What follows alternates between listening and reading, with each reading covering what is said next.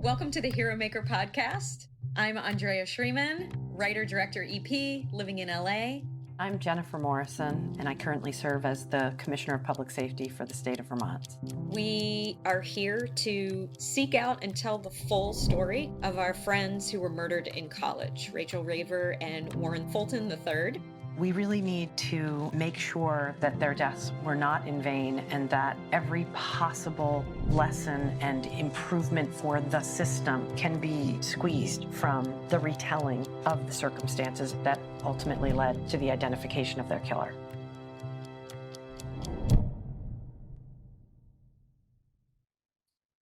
Well, welcome back to the Hero Maker podcast. I am so pumped. Jennifer brought us an amazing law enforcement celebrity for this episode. I'm so grateful. Thank you, Jen. Well, I view our guest as, shall we say, the godfather of American policing for this generation. And I was really pleased to introduce you to Bill Bratton. Bill Bratton. Yeah, Bill Bratton. What a storied and accomplished career he has had. He started at the Boston PD in 1970 after a tour in Vietnam. Mm-hmm. And he went on to be the police commissioner in Boston. He was also the police commissioner in New York City on two separate goes. Mm-hmm. He was the chief of police in Los Angeles. Woot woot, LA. Yeah, he was the commissioner of the MTA police in New York. He sort of garnered a reputation as a fixer. And most recently, I really enjoyed reading his book, which was a memoir of American policing called The Profession. Yeah, I read The Profession in preparation for our interview and felt like I came with a little knowledge, to discuss. Oh, yeah. No, it was an easy read. It was a delightful read, actually. When I saw Bill at a professional conference back in October, the time was right to just ask him to be on the podcast. And he was so gracious and gave us a bunch of his time. And I think our listeners are really going to enjoy this. It's not a direct intersection with Rachel and Warren's case or any of the other connected cases. Right. But it's a really nice pit stop about American policing and how far we've come. We were able to discuss some issues that are really not incredibly easy to discuss between civilians and law enforcement. And you and I got to dive a little bit deeper into that after we spoke with Bill, and our audience will hopefully hear that if they make it to the end of this episode. But I really enjoyed our dialogue and really appreciate that we can do it within our friendship, which was really cool. I also, before we launch today's episode, want to share with you, Jen, that we have our first official advertiser. Wow, this is exciting. It is very exciting.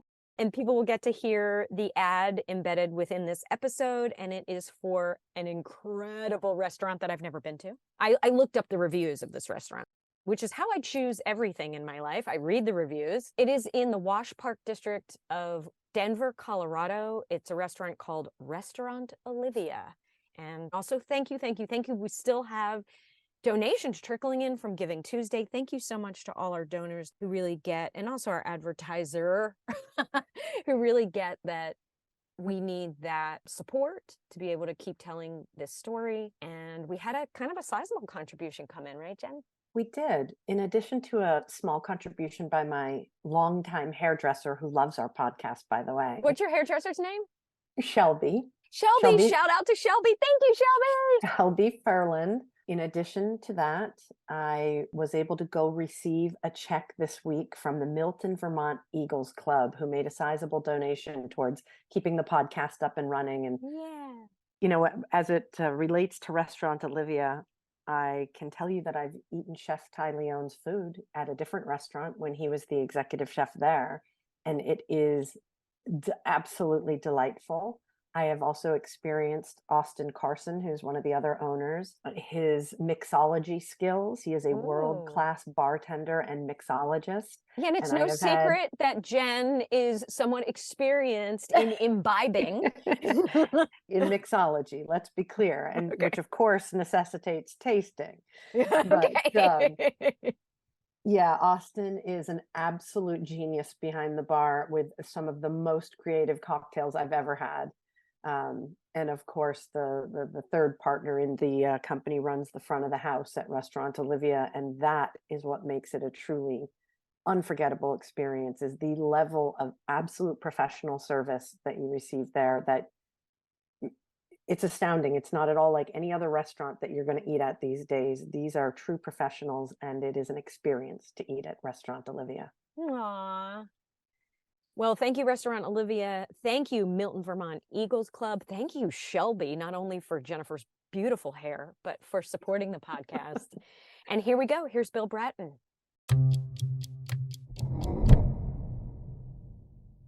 Well, thank you very much for joining us, Commissioner Bratton. It's really an honor and a privilege for us to have you on our podcast. Just to give you a little bit of background, I'm sure you know some of the basic outline, that Andrea and I went to school together at George Washington University a lot of years ago. Okay. We were both student athletes. I was on the soccer team and she was a gymnast. During our time at George Washington University, a terrible event happened that one of my teammates, Rachel Raver, and her boyfriend, Warren Fulton III, who was a baseball player at GW, were abducted and murdered, and Rachel was raped.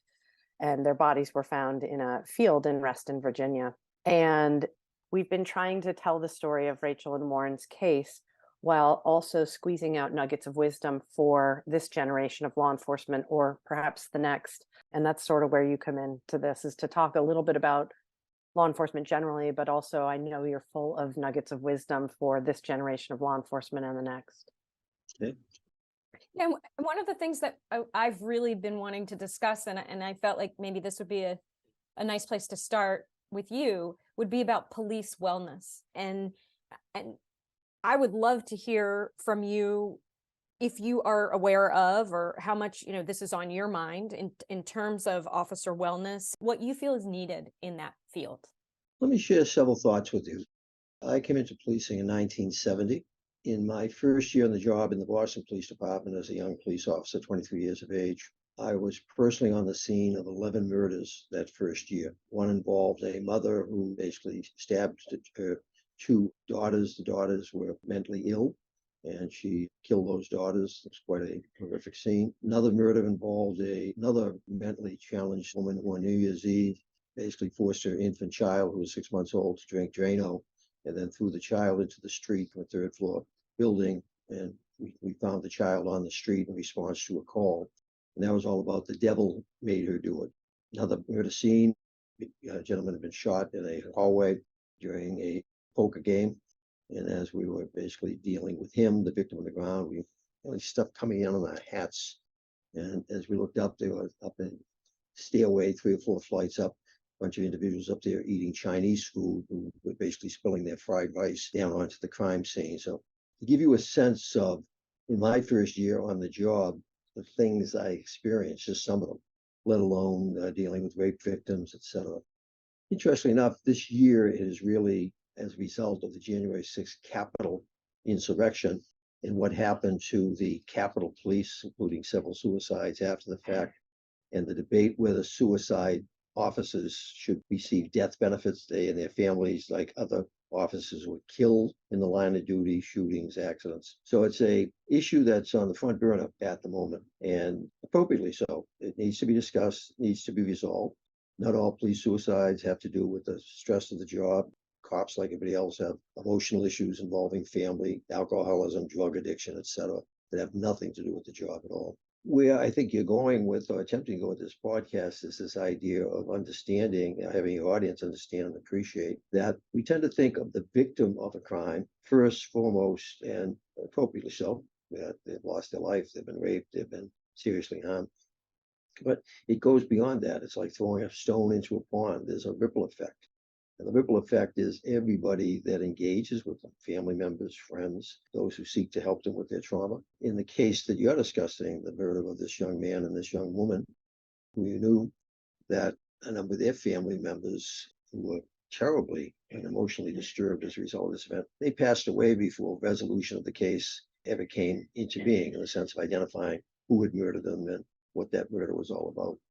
So it's an appropriate area to discuss for all of its many tentacles that come out of this issue of crime victims and all the things that mushroom from that singular incident.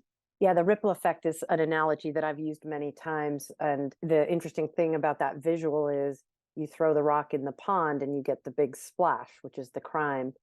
and the inner circle has a bigger wave and they're impacted more heavily. So we have incidents that deeply impact families, and in our case, deeply impacted our athletic community and our GW campus as a whole. Jen, what you're talking about is effectively that ripple. It extends beyond the immediate acquaintances and family to the larger community.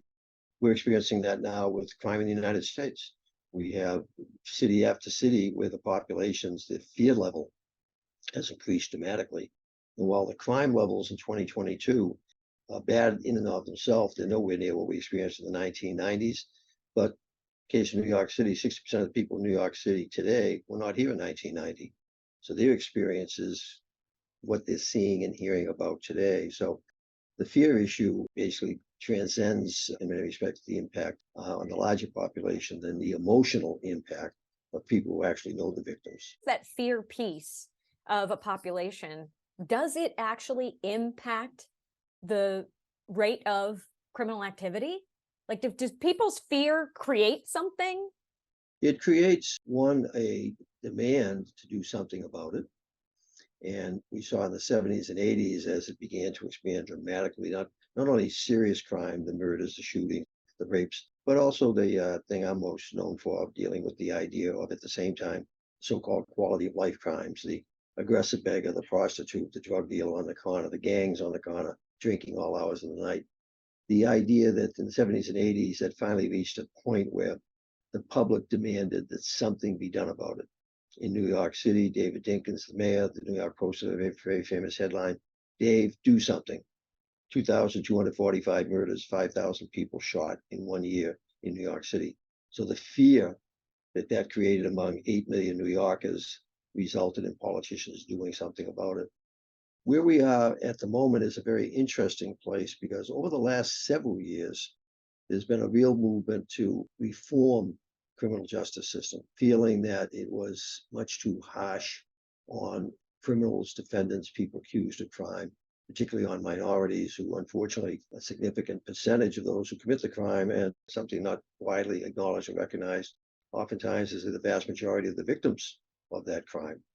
And so we've had a period of time the last several years of these well-intended, but in many respects misguided reform efforts, where we're moving to decriminalize the criminal activity, or a lot of the activity that was up until now criminal, and trying to find ways to stop the activity, take people who are dealing with mental illness, deal with them differently. And the problem I have with the reform effort, and I'm a reformer, support criminal justice reform, is that it's too much, too fast, and not well thought out. It's a significant knee-jerk reaction to trying to deal with what was thought to have been mass incarceration, racial injustice, police legitimacy. And in trying to correct those mistakes of the last 30 or 40 years, we're creating new mistakes. And those new mistakes, basically the diminishing of attention to the victim. In New York State, New York City, the City Council, legislation in Albany are spending more time decriminalizing the activities of the criminal and creating new trauma for victims. And let me give you one example. By law now in New York, within 15 days of a crime being committed, the police and district attorneys have to turn over to the defendant's attorney every piece of evidence that has been acquired up until that point, including names and addresses of the victims and the witnesses. So if you're living in a public housing development and you've been the witness to the guy in the next apartment beating and killing his wife, that he now knows that you've talked with the police and they have access to your statements. And he's now living beside you because they let him out without bail. So they're in the effort to focus on one harm, if you will, or inappropriate punishment. We are compounding the problems of the victim, because the victim is very dependent on witnesses attesting to what happened to them. That also seems like a lot of paperwork to generate in 14 days. Jen can attest to that. That's her world. I wonder, Commissioner, if you wouldn't mind, I did have an opportunity to read your latest book. In your second tour as New York City's police commissioner, you had extraordinary reduction of crime, put into place some amazing policing styles, used technology a lot. You say that within a very short period of time, all the hard work you had done was just totally unraveled by this new focus on preserving the rights of the perpetrators, the defendants. What can you just distill for us? Like, what was it in your estimation that unraveled all that good work you did? Okay. And what would be your like magic wand way to just have things trend back in the right direction? In my last stint as police commissioner in New York City, 2014 to 2016, it allowed me to continue the implementation of the many changes that we had begun to make in the mid 90s when I was commissioner the first time. The development of crime strategies to deal with, at that time, the 7 major crimes that were creating so much fear in New York, the development of the CompStat system, crime tracking, accountability. And so that the beginning of the crime decline and the improvement of quality of life in the city that began in the 90s, for the next 20 years, as I went to LA for 7 years, as I was working in the private sector, and as I came back into New York in 2014, I confidently predicted that crime would never go back up in New York City again. Why? We had figured out what to do about it. We had a system to push it down and prevent it from coming back. We had really addressed a lot of the issues of mass incarceration, that arrests were down, summons activity were down. We had controlled behavior to such an extent we had changed it. A lot of people went to jail initially, but we knew that, like a bell curve, that as behavior changed, there'd be fewer people going to jail. So the Rikers jail population, that's a jail here in New York, went from 22,000 on average in 1994 to when I came back in 2014, I think we had maybe 9 or 10,000. It had been halved in that period of time. And crime had gone down every year, 20 years. And then by 2018 and 19, crime was at its lowest level in recorded history. We were down to under 300 shootings. We were down to about 95,000 Part 1 crimes from the over 500,000 we had in the 90s. We had begun to implement a neighborhood community policing program where we resected every precinct into 5 sectors, and each sector had 2 neighborhood coordinating officers, cops on the beat, if you will, who were in the sector to work with people. And things were going very well. And this was under a very progressive mayor. I had worked under a very repressive mayor, under Mayor Giuliani, but then I was working with Bill de Blasio, very progressive. But starting around 2018, 2019, de Blasio as mayor wanted to continue what was making the city safe and resulting in fewer summonses, and disbanded a number of enforcement activities that the police had engaged in for many years. Street narcotics unit to deal with street drug dealing, peddler enforcement unit, homeless outreach unit, an anti-crime unit that was specifically out there to get guns off the street. And so we were also dealing with several DAs who were attempting to embrace the progressive reform movement, who felt that since quality of life offenses were down so dramatically, and what offenses were remaining, apparently were having an adverse impact on minorities because the enforcement efforts were still basically impacting on increasing numbers of minorities, that they basically stopped prosecuting certain crimes, such as fare evasion. So the word went out, well, if you evade the fare in the subway, that we're not going to prosecute. If you're illegally peddling counterfeit goods on Fifth Avenue, police can't prosecute you because the DA wouldn't prosecute you. So we had a conscious effort to depolice, in some respects, police enforcement. But then we had an effort on the part of our city council and our legislation in Albany that this was the year before George Floyd, which accelerated a lot of this defund the police movement, hostility toward the police. This was 2019 here, where there was an effort to reform the criminal justice system, particularly bail, so that very few people could be held on bail. Judges were not allowed to consider public safety issues in terms of the defendant. And thirdly, we also had what they called raise the age, where we used to be able to trial somebody at age 16 as an adult in criminal court. They raised the age to 18, and under 18, you go to family court, which very different than a criminal court. All well-intended, all intended to particularly reduce negative impact of the criminal justice system on minorities in particular, because they still constituted in New York City 80 to 90% of the murders committed by minorities against other minorities. Probably the safest person in New York City is me, a white male, a white elderly male. So these were efforts intended to try to address the racial disparities, the racial injustice over the years. But in doing it, they effectively empowered, particularly in that minority population, a very small percentage of very bad people. The people that would shoot you over looking at them the wrong way, the people that would rape you, the people that would steal from you. So it's estimated that we've got about 3 to 5 really bad people in the various gangs in New York City. And through predictive policing, precision policing, we try to focus on them, because if you can get them, you can really reduce the crime problem.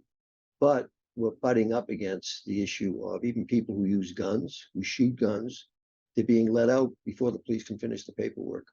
So what we're up against at the moment is this conflict, a diminishing of attention to the victims of crime and the impact on society, with a well-intended but deformed reform effort to deal with the criminal and to try to keep them from becoming criminals. Good intention. But I'm sorry that in every society, there are some bad people. And those bad people, no matter what you do, are going to be bad. And the only way to stop them is, in our society, arrest them and put them in jail. Or in the case of the mentally ill, to basically put them into treatment centers where they can be potentially assisted with their mental illness instead of just letting roam the streets and the subways.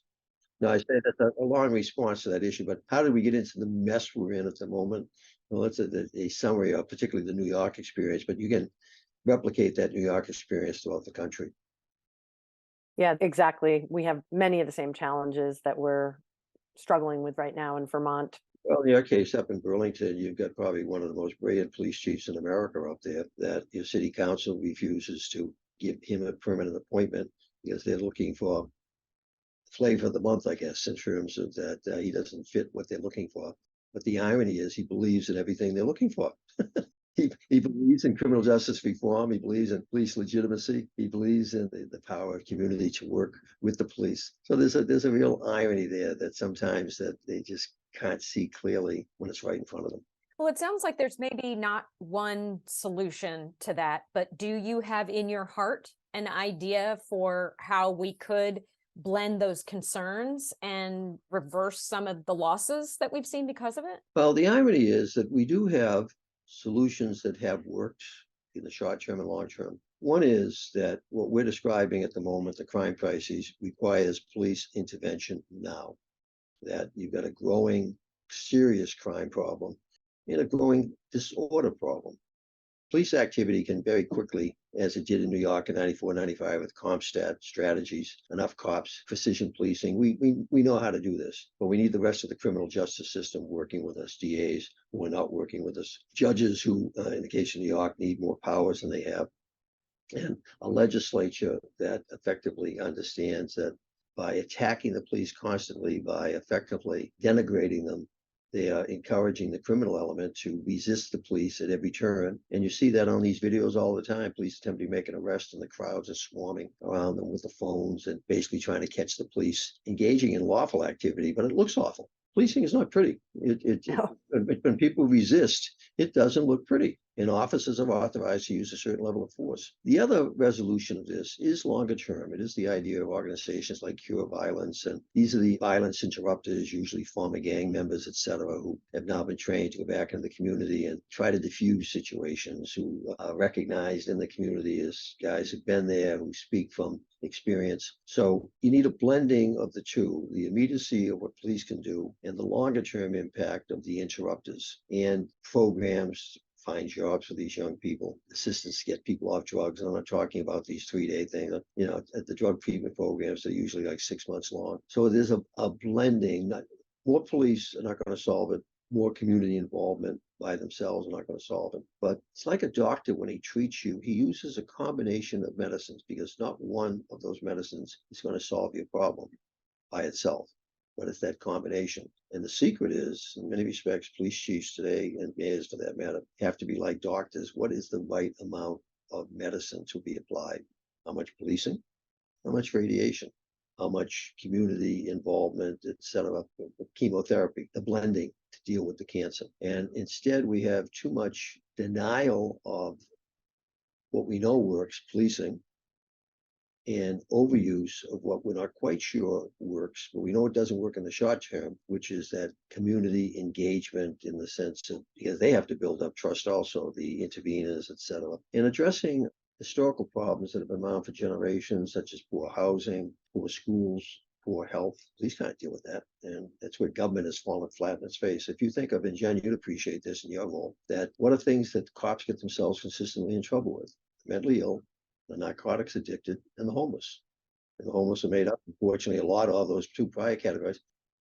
We get blamed for it as if somehow we created it. Basically, government created it. And the police chiefs that I know of for the last decade, when I was a police chief, we were crying out for more resources to deal with all these unmet social service needs, right? Just what you named, underemployment or unemployment leading to homelessness, substance abuse disorder, and mental health usually co-occurring amongst the homeless. And the police are the tip of the spear that keep getting called to handle this. And officers certainly need much more training to be able to deal more effectively with these identified issues. But looking once again at the city of Burlington, went from 100 officers down to about 60. So the chief there doesn't have the luxury of sending his officers off for training. He doesn't even have enough officers to staff the cars to basically handle the workload in the city. It's like being in the desert and seeing the oasis. We know where the water is, but how do we get to it? Right. And get to it without basically getting mired in quicksand on the way.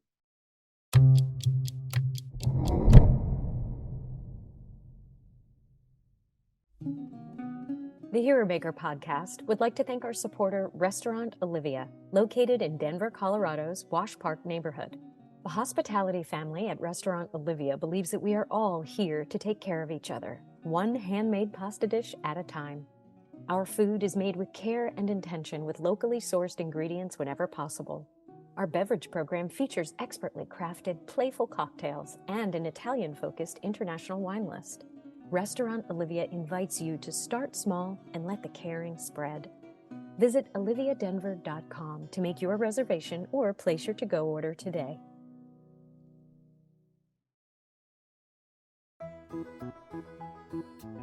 The Williamson County Cultural Arts Commission of Franklin, Tennessee wishes to thank our men and women in blue who help us deliver safe and fun family and community cultural events year-round, including one of the only authentic bluegrass festivals in the country. Bluegrass Along the Harpeth takes place every July and at the Williamson County Fair in August and at the annual Tennessee International Independent Film Festival. Check out our full calendar of events at wccac-tn.org.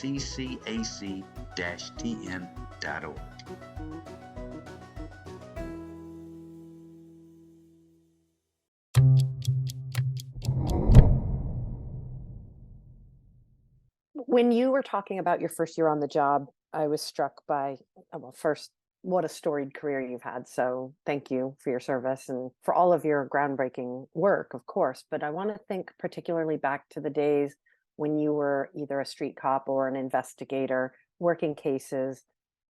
If you put yourself in that frame of mind, not the frame of mind of Commissioner Bratton, but Officer or Sergeant Bratton, what would your self now tell your younger self about the job?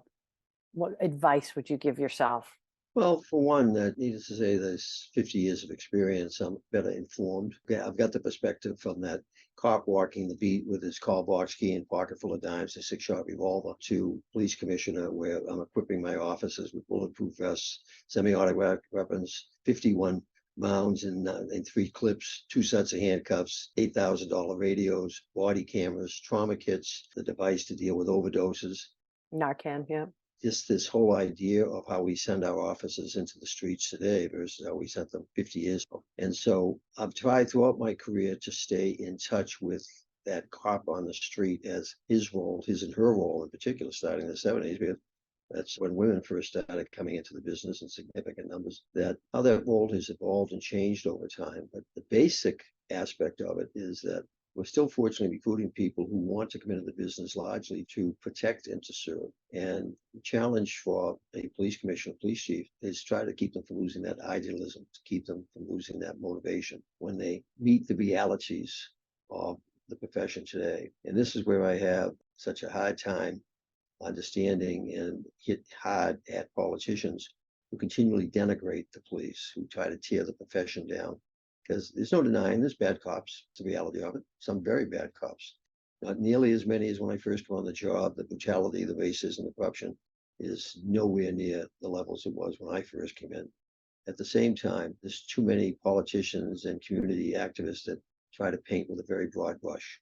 That much as police are trying to practice precision policing to go after those who are committing the crimes in the community and not effectively be hassling every black kid with a white t-shirt, that similarly, community activists and politicians need to basically be focusing on bad actors in policing, but too many of them painted with the broad brush. One of the craziest things is part of this defund the movement after George Floyd's murder was communities demanding that police not be allowed into the schools, that their children not be exposed to police officers. What are people out of their mind? The book I first grew up with, Your Police, is a children's book about the New York City Police Department. A wonderful book showing all the things that police have, equipment and things to do. But it starts off a little summary at the back of the book. The policeman is your friend. And the policeman can be your friend. But if you paint him as the enemy to this young child, that stay away from that policeman, or he's the bad man, that's not going to get us anywhere. Commissioner, I want to go a little deeper on this because you just described as these two visions of what a police officer looks like today, what they're carrying, how they're dressed, and what you were dressed as in 1970 when you first came on the force. To me, you came in as a peace officer, right? As someone who is defending public safety, but you were in touch with that idea of being a public servant. When I look at those two silhouettes of what it is to be a police officer today, I do not see peace officer anywhere. It is very difficult to see how that idealism can live with the uniform.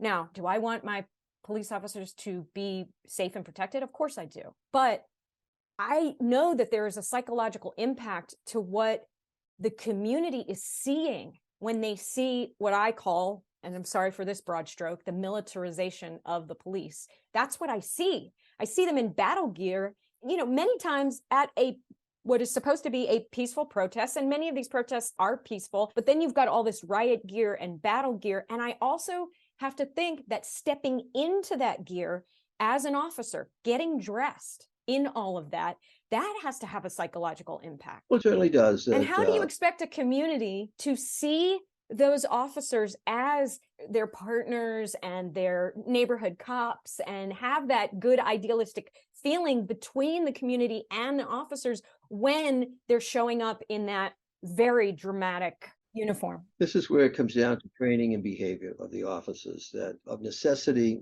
they carry the equipment they carry. The bulletproof vest saved hundreds, if not by now, after 40 years, thousands of police officer lives. The idea of the better weaponry to deal with people out there armed with AK-47s, the radios, which are life-saving to them. As a young police officer, many police officers didn't want to wear the vests. They were hot in the summer. They're awkward. Many officers didn't want to carry a radio.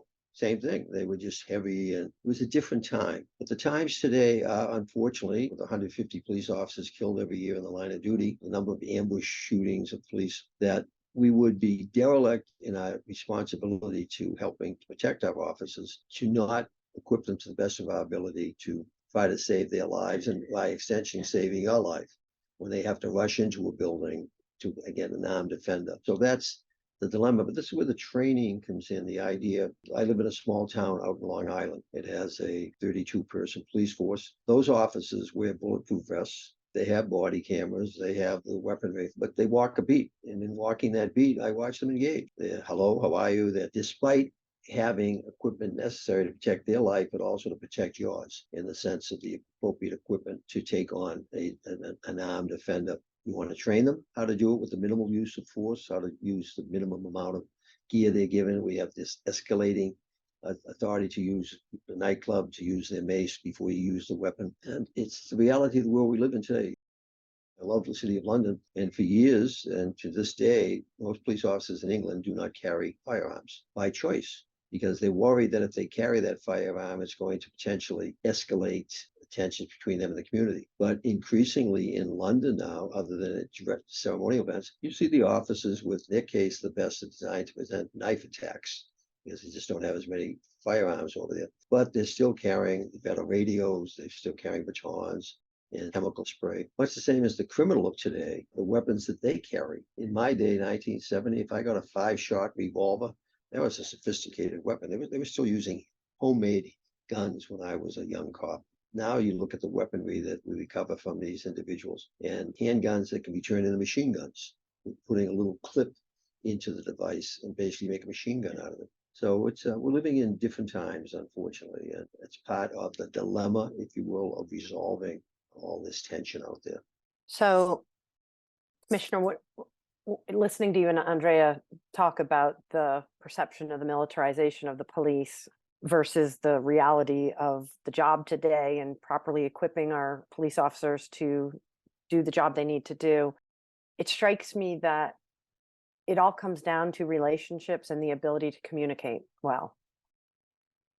I mean, really, it's about the police building relationships and trust in their community. And you observed that in your hometown, a smaller community with cops walking foot patrols and getting to know the stakeholders in the area, that they are able to build those relationships and they're able to have, I guess, the luxury of time maybe to engage in that type of communication with the public. Time seems to be a luxury these days. I mean, the pace of how many calls for service we respond to, and I don't know if that's because the role of the police has expanded. We're the catch-all, right? I mean, when we don't have anyone else in city government to call, we call the police, send them. What are your thoughts about that? We're the Ghostbusters, call the Ghostbusters. Yeah, right on.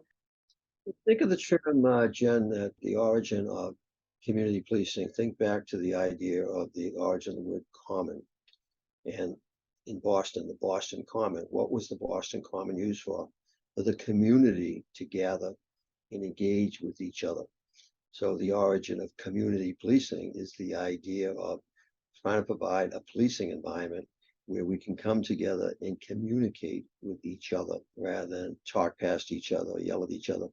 In my book, my most recent book, The Profession, I tell the story of Sweet Alice, the community organizer in Los Angeles, who, when I was leaving the city to come back to New York, and her farewell comment said, and I was pretty popular in Los Angeles, even in the Black community, where Sweet Alice had her community outreach efforts. And she says, you know why we like you so much, Chief Bratton? And I said, no, Sweet Alice, why is that? Because you see us. You really see us. And so the whole idea of particularly living in cities, et cetera, is that we get to see each other. And the diversity in a city like New York is amazing that in that regard. By and large, we get along pretty well. But I think the symbol of New York's success, that it works as well as it does, is the subway car. You look at that pole in the subway car at rush hour and the hands that are on it, black and brown, and dirty fingernails, manicured fingernails, Rolex watches, and imitation Rolex watches. It's this idea of trying to find ways that we can, despite our differences, communicate with each other. So if you were to provide advice to today's police leaders just beginning their career as a chief, or maybe an aspiring commander who wants to lead an agency, what advice would you give them on how to take the temperature and the vitriol down so that we can have these conversations, these important conversations? By having the conversations. It's something that I learned very early on in my career as a young sergeant in Boston, 5 years on the job, where I was assigned to create a community program. And at that time, police did do community meetings, that they did not do outreach. I went out and put up posters. I'm hosting a community meeting at the local synagogue, the local town hall at such and such time. I'm bringing the police who work in that area to that meeting. I learned early on that the importance of reaching out, the importance of listening, the importance of seeing. And for any police chief in America today, you need to be continually doing reach out. I documented very carefully during my most recent time as commissioner in New York. Between 2014 and 2016, the 26 months as commissioner most recently, I had an African-American woman who was my executive staff assistant, marvelous woman. And her responsibility was to reach out, particularly to the Black community where there was the highest level of tension. And in that space of 700 days, I had over 150 documented meetings with minority groups to effectively listen, to talk about what we were doing, but to hear what their concerns and frustrations were. And going back to Andrea's early question about, your discussion around the issue of victims and victimization, I also had another woman that worked with me as a deputy commissioner of collaborative strategies, Susan Herman. And Susan, over the course of her 26 months working with me, developed over, I think the final number was like 116 efforts to deal with victims of crime. and including one where a woman who had been the victim of a serious crime, who was confined to a wheelchair and had been victimized while she was in that wheelchair, that was asked to come down to the local police precinct. And they made no provisions to get her there. And when she got there, it started to snow. They made no provisions to take her home. And, just the mindset of the cops not being caring enough about this victim who'd been through a trauma anyway, but then her physical limitations. So out of that came Susan's equipping of a number of our vans to accommodate putting a wheelchair onto the van. Yeah, I got to learn about Susan Herman in our second interview. Oh, she's extraordinary. Yeah, I know Jen was at the genesis of some of her work with Parallel Justice in Burlington. One of the things that we learned from interviewing Renee Williams, who's the executive director at the National Center for Victims of Crime, is that there's a high number of perpetrators who have been victims and who have not. Oh, sure, that's clearly understood, that victimization begets victimization. Right. And if we can really use that as a baseline to say, hey, if we can catch these victims early, then maybe we can prevent some of this growth into perpetration. Well, Andrea, this goes to the training of officers. That it's only in recent years that we train our officers when they go into a household to look around for elderly abuse, to look around for child abuse, to look around for spousal abuse. We might be there for one form of abuse, but why would you think it's just going to be confined to that one form if there's a family situation here? We've come a long way. One of the benefits of my 50 years, if you will, is having seen that accordion open up from what it was. My day, you'd show up at domestic violence call, you tell the husband to take a walk around the block for an hour, and then you'd leave. And an hour later, he's back banging the hell out of the wife again. And it just kept repeating itself. And it finally resulted in the idea that you were going to have to mandatory arrest if there were signs of a physical injury. Oftentimes the wife or the partner was not happy with that she had called the police to stop the abuse, but she still didn't want the husband taken away or the boyfriend. I'll tell you, I had more than one fight in my life with the starting off arresting the boyfriend and then fighting with everybody trying to get him out of the house. Yep. This is what cops find themselves up against all the time. Well, I know we've talked a lot about some of the problems that we're facing, and I'm so grateful for your time. But I did want to ask what you are feeling positive about, what you're excited about. I know that your focus now is a lot more broad, and you're currently the chair of the Homeland Security Advisory Council. And so I know that a lot of what you're doing is focused on terrorism. So you can answer from any point of view, but what are you feeling positive about, and what are you seeing out there that you think is moving in the right direction? Well, things I feel positive about is, one, we know what to do about a lot of these problems. It's just basically getting consensus to authorize it, authorizing police to once again engage and to support that by better training of those officers, et cetera. It's still a profession that many people aspire to for all the right reasons. I'm encouraged by the extraordinary political tension and debate in the country right now around this issue. Crime a year or so ago was not even on the top 10 of concerns in the general population, and now it's up there in the top 3 in many places. So with that type of prioritization, whoever comes into power is going to have to face it, but we need to face it in a way that we learned from the past. That the opening page of my most recent book, The Profession, those who don't know their history are doomed to repeat it. The problem with so many legislatures in New York and city council, they're in their 30s. They weren't here back in the 90s when it was really bad, and missed a lot of the changes that they ended up coming in at the tail end. This stuff is not necessarily rocket science to deal with and to figure out. So sometimes it's the idea that something has to get really bad before we decide to do something about it. I use an expression that you hear a lot of people use: out of crises comes opportunity. I've used that many times because out of crises comes the need for change and comes the opportunity for change. The challenge is to make it a good change. This crime wave was politically created. They want to blame COVID for it. They want to blame a lot of things, but a lot of it was created by politicians who, for a variety of reasons, changed the focus on dealing with the criminal and neglecting the crime victim. And they got us into a big mess. But we came out of it. And so I'll close my comments that I remain optimistic. I wish I was a little younger because it's more actively back in the game. I kind of have to work on the periphery of it now rather than being in the middle of the trenches slugging it out. But my ability to climb in and out of trenches isn't quite what it was as it was like 50 years ago. Well, I'm glad you are still in the game to whatever degree you're in. You're an amazing, innovative police mind, a strategist. I really enjoyed reading your book. I think it's a great primer for anyone who would like to know how these problems, many of these similar problems, were solved in decades prior. That was the intention of the memoir. My first book was a biography when I thought my police career was over after leaving New York with Giuliani. Little did I know I still had another half to go, including LA and New York again.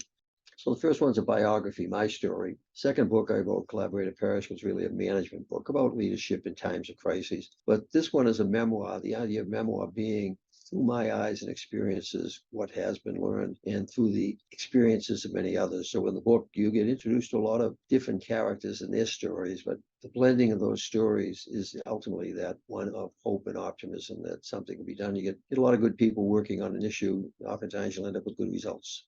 Well, I loved the book. I loved reading it. And I really loved meeting you in person. Thank you so much for being with us. You're an amazing guest. Maybe meet in person someday, Andrea and Jen. Hope to see you maybe up in Vermont or at one of these police conferences somewhere along the line. Sounds great. I'll look forward to it.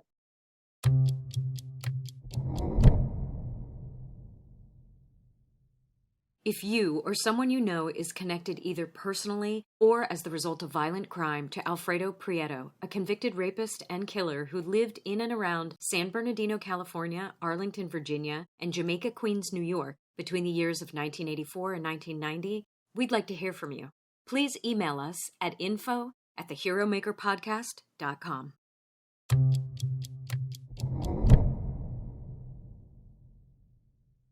I completely appreciated his discussion about the unintended consequences of policy decisions. And that is, as a police chief, something I wrestled with in the later part of my career.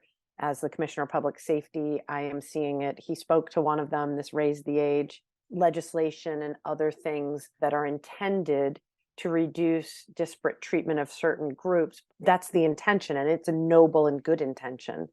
But the reality where the rubber meets the road is that without allowing a significant degree of discretion to be able to be used, when you make blanket policies along those lines, the unintended consequences are that violent criminals who are already career criminals by the age of 18 are not being held accountable.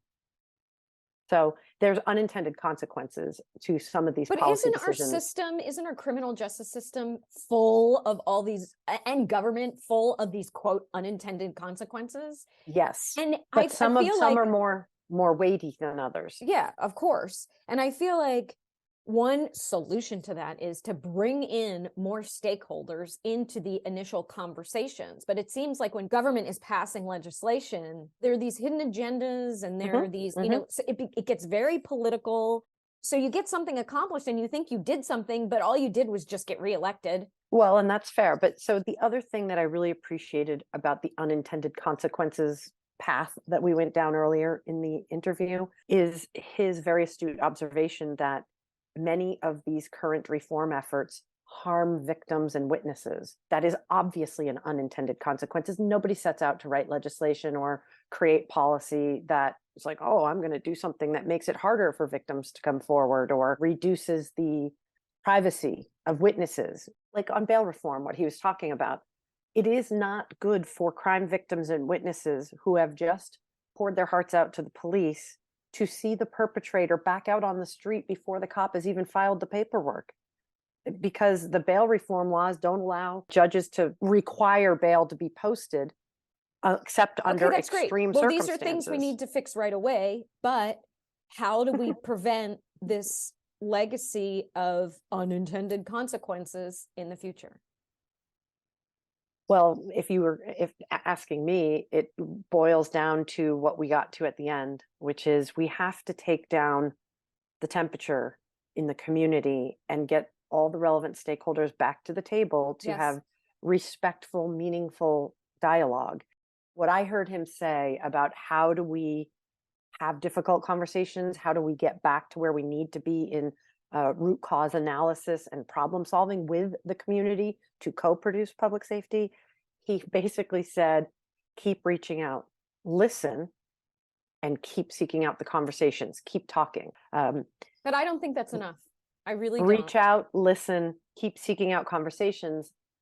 But then don't stop talking. You have to incorporate. And then, oh, sure, absolutely. Absolutely. I don't know. I really don't accept that we're living in a different time. I'm sorry. I don't accept that. This makes me so sad as a citizen and as a mother to like Yeah. look at the image of what these police are in our culture right now. How the F do you expect to come to the table in an open dialogue with a freaking warrior standing in front of me with all this armor and weapons, and this is supposed to be okay? Like we're supposed to but listen to your bias. Listen to the bias you just showed. You're uncomfortable with the physical presence of a police officer. Well, no, as a police I officer, love if police I said, officers. but listen, you're showing a bias that this physical presence. But you have to, there has to be an ownership for the psychological impact of what you're doing. You're showing up in battle gear.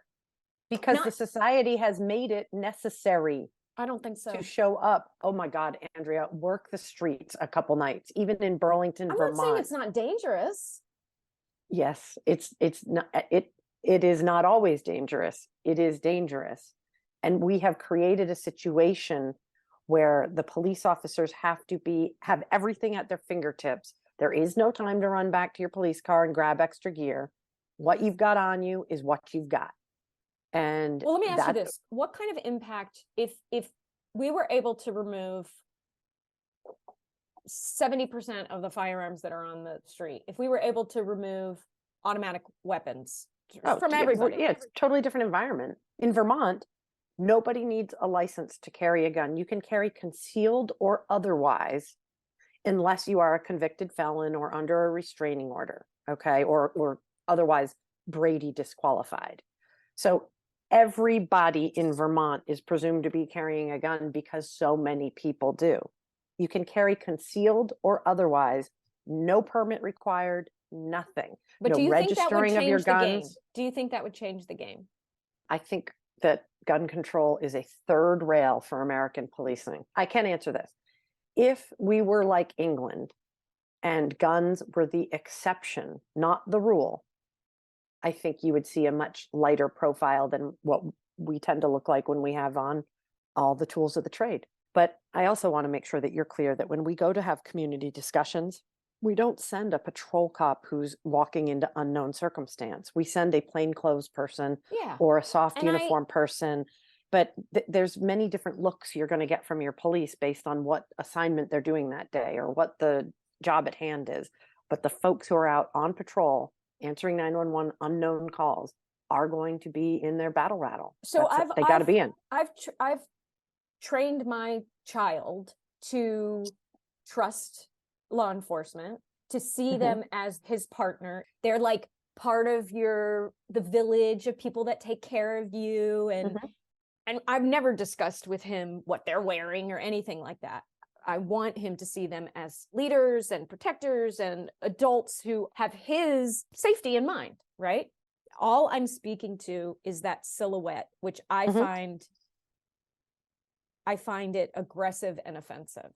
That's so if you were being beat up by your new boyfriend and you called 911 and crawled under the bed to hide as the boyfriend was raging through the house, trying to find you to beat you up some more, I bet you'd be real happy to see that silhouette come through the door. I don't care who shows up. I don't care who it is. It could be my next door neighbor. It could be the little old lady with her gun. I'm happy. Whoever comes to help me in that scenario, that's great.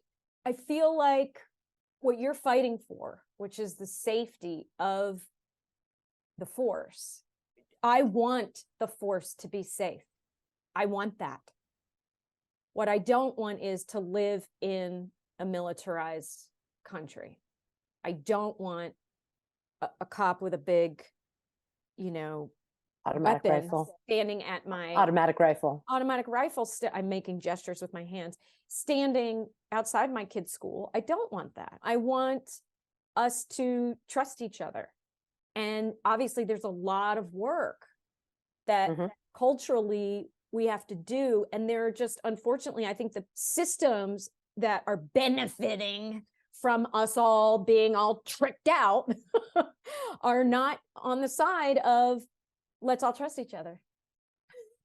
No, I agree. And social media doesn't help, and the 24/7 news cycle doesn't help. But Last two things from the Bratton interview that I thought were really noteworthy was I wrote down with quotes what he said, which was, "This crime wave was politically created."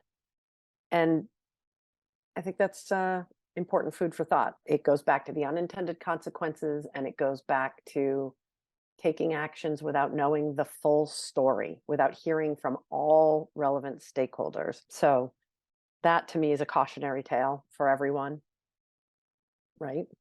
Predictable is preventable. And then the other thing that I thought was important is that when he spoke about supporting and properly training our police officers, and I believe that truly, in addition to really carefully screening and recruiting the right people with the right attributes, that's going to help us regain that communication with the community to go produce public safety. But we do have to support our police officers, and we do have to properly train and equip them in order for them to be safe. And when they're safe, they will do better work than if they are on edge and perceive danger. Are there when any they're places in the United States where it's required to have any kind of postgraduate, like, college degree to be a police officer? Oh yeah, lots of them. In fact, I'm going to tell you something that I would not have said 10 years ago. There are plenty of departments that require at least a 2-year degree and some a 4-year degree. And I think it's not what we need right now, because it's super disadvantages new Americans and English as a second language speakers from joining police work. If you can read and write adequately, if you can communicate effectively, if you have the character and the personality skills, we can teach you to be a cop. We can teach you the technical aspects of law and process, procedure, all the things that have to happen. Okay, but as on the long as job. there's an IQ test. Yeah, there is. But right now, some of the ones that we have are, some of the processes are more interested in screening out people who have done something rather than screening in people with the right characteristics that could then be taught how to do the job. Our selection processes are a little jammed up. This was a great interview and also a great conversation. So All thank right. you, Jen. You're an amazing partner. And thank you Thank for getting Bill. That was really, really cool. Thank you, Andy. I think you're a great partner, and you are a superstar producer. Wow, thank you. Thanks to sound mixer and podcast producer Michael Doherty, sound designer Andy Bill of Submachine Audio, and graphic designer Jungleen Bay. Thanks also to me, Hero Maker director and producer Andrea Shreeland. Please subscribe to the show where you listen to podcasts and take a moment to rate us. It really helps the podcast grow. We're also on Facebook, Twitter, and Instagram at The Hero Maker Pod. Want to collaborate or suggest a guest? Please email us at media@theheromakerpodcast.com. The Hero Maker Podcast is a production of Prudent Pictures. Thank you so much for listening.